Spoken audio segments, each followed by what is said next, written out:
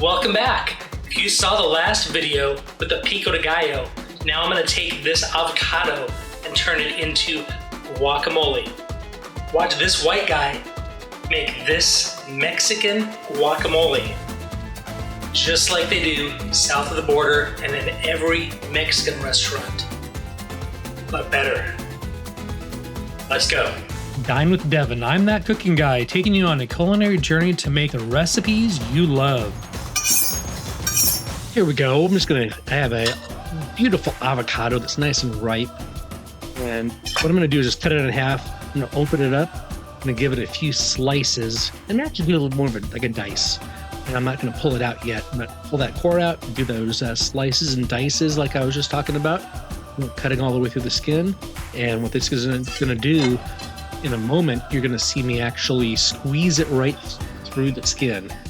And then push it out. What that's going to do is going to leave some of the chunks whole. So you don't want this to be like a really fine mash. Here we go. Just squeeze that shell, squeeze it on out, get the rest of that avocado meat out of that shell. Do the same thing with the other half. Next, I'm going to come in here and smash it up a little bit. But again, try to leave it somewhat whole. Got that pico de gallo. I'm going to run back to my other video and watch that. See how I made that.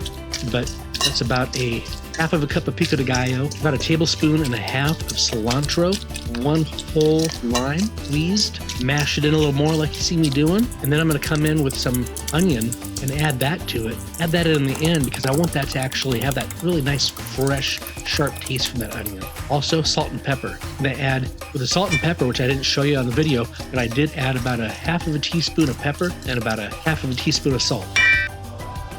Okay, now we spent some time mixing up that guacamole. Let it rest for a little bit. You can see it right here. Take a look at that. That is delicious.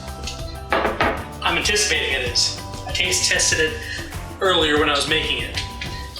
But now that it's rested, I already have a chip in there, and let's give it a try.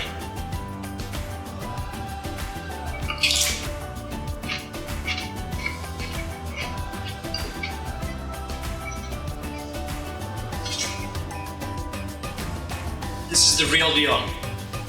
Put this on a sandwich, put this in your breakfast, put this on your dinner, put this on something and enjoy it. Because I'm gonna finish this.